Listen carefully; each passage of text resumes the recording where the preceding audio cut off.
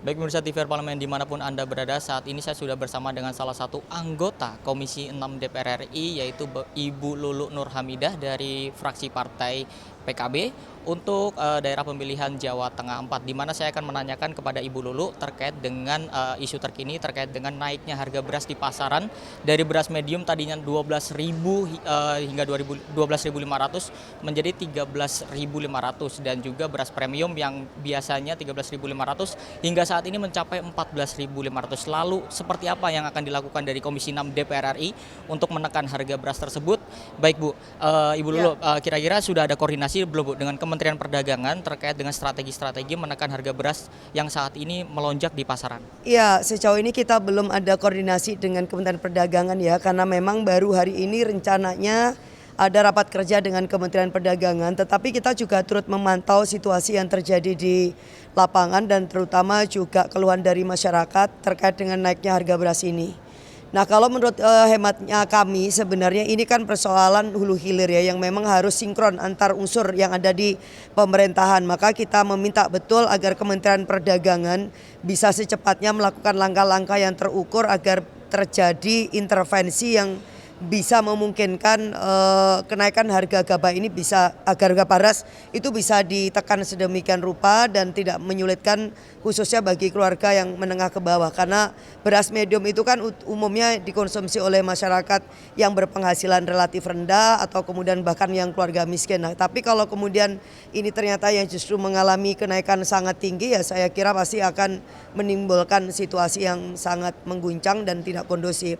Nah, yang kedua saya kira tugas dan mandat utama atau tupoksi dari Kementerian Perdagangan itu kan juga bisa menjaga stabilisasi harga-harga yang ada di pasaran. Maka perlu kita untuk mendengar tapi juga sekaligus meminta agar segera ada langkah yang sangat terukur. Ini kan ada isu bahwa ditengarai ada mafia beras yang kemudian bekerja. Dulu itu sudah pernah muncul dan kemudian terus muncul lagi, tetapi kalau kemudian tidak serius yang menyangkut dengan mengamankanlah para pemain-pemain yang memiliki kuasa untuk bisa mempermainkan harga-harga, ya saya kira ini pasti akan terus ulang. Jadi kita belajar dari skandal yang terkait dengan minyak sawit, minyak goreng, ya kan. Nah, kemudian juga sekarang dengan adanya beras, ini kan gampang sebenarnya. Beras itu pasti tidak, sebagian besar itu tidak diproduksi oleh petani. Jadi ini pasti ranahnya itu bukan petani, pemainnya itu pasti juga bukan petani. Jadi ini pasti juga ya pengusaha penggilingan, bisa yang skalanya besar, atau hal-hal yang lain, bisa juga distributor atau pihak-pihak yang memang memiliki gudang-gudang yang sangat besar. Nah, menurut saya sidak aja itu, cek di mana tempatnya beras ini berada kok kemudian harganya bisa sangat tinggi. Apakah memang karena pasokan beras itu yang terbatas sehingga membuat kenaikan harga yang tinggi. Tetapi di sisi lain pemerintah kan bukannya udah meminta izin untuk impor 2 juta ton. Nah, itu kemana juga?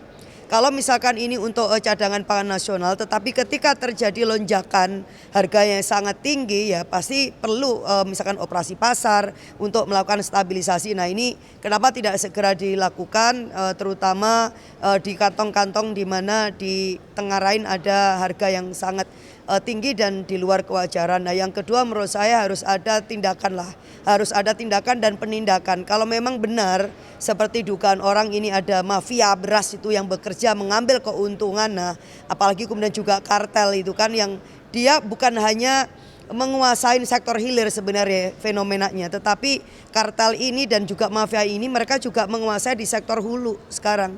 Jadi mereka itu udah tebas gabah dari sejak di sawah gitu kan, bersama dengan para middleman yang lain misalnya dengan tengkulak, dan kemudian mereka juga punya penggilingan yang sangat besar. Nah, ini kan sangat rawan dengan penguasaan atas kontrol dan juga distribusi beras yang ada di pasaran. Nah, kita itu udah sempat mengingatkan, saya juga udah sempat mengingatkan juga kepada Bulog.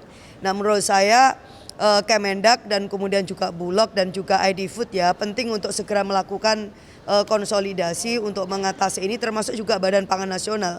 Karena Badan Pangan Nasional ini saya harapkan ini lembaganya itu bergigi gitu loh ya, jadi harus garang. Kalau memang di Tengaren ada hal yang menyimpang ya harus saja sikat kalau memang benar ada mafia. Karena kalau kemudian Badan Pangan ini relatif lembek gitu ya pergerakannya, ya nyatanya bisa kita kecolongan terus gitu loh. Karena apa? Setiap perubahan harga yang sangat besar gitu, yang harus kita bayangkan itu ini kali berapa sebenarnya kelipatan keuntungan yang didapatkan oleh pihak-pihak yang ya kita anggap nggak merah putih lah. Makasih, Assalamualaikum. Terima kasih Bu Lulu dan pemirsa TVR Parlemen. Itulah bincang-bincang saya dengan salah satu anggota Komisi 6 DPR RI, di mana tadi Ibu Lulu menyampaikan pemerintah harus serius dalam menangani kenaikan harga beras ini dari hulu hingga ke hilir. Dan tadi Ibu Lulu meminta juga pemerintah dapat menindak tegas terkait dengan oknum-oknum yang bermain dalam hal adanya kenaikan beras di pasaran saat ini. Pemirsa, terima kasih atas perhatian Anda. Saya Alfat Rizky, kembali ke studio.